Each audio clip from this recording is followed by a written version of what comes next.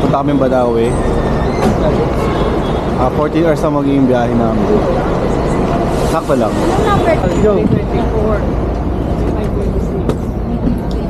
Wala pa palang tao eh. So hindi tayo sa Kodalay ngayon.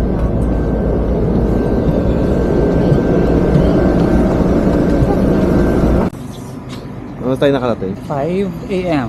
5 a.m. tayo. Asan tayo ngayon? Banawe sa may Municipal Tourism Center. Dito, ba't pa kailangan magano dito?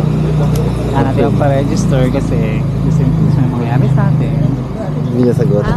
May mahanap. Naka-register Okay. tayo. Alam niya kasi yung mga pupunta.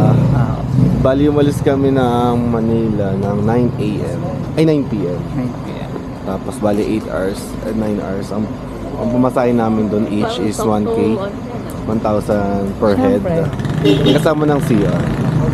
Tapos expressway. Express ang busy, no? 14 hours dapat, naging 8 hours eh, no? Kasi wala na siya halos na Last stop, isang lang stopover natin nun eh. traffic pa Oo. sa Nueva Vizcaya. Lamig na, oh. Nakikita niyo yun?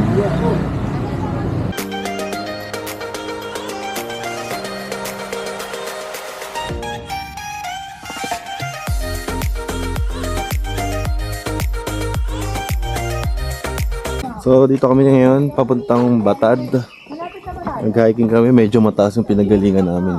Saan? Malapit ng Mabalat? Ilang minutes na ba kami naglalakad? Ilang minutes na tayo naglalakad, Maxel? Ano, isang watermark pa ba? Siguro mga 15 minutes na kami pababa. Problema nito, paakyat ulit bukas. Dahil babalik. Bukas pupunta kami ng Sagada. Nakita ka na ba ng liwanag, sis? Ito dito natin makikita yung rice terraces dito sa Batad. Hillside. Dito kasi may nakaming transient dito na hanin kila. Isang gabi.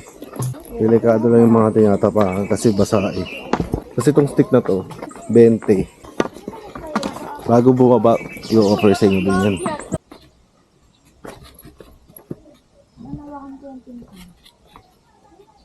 Ganito kahirap yung pinaka sa amin ni Rexel. Diba? Sabi niya malapit lang. Dahan. Malapit lang daw. Ito natin mama mo. Down! Madulas dito ah. Dito. Tapos dito sa baba.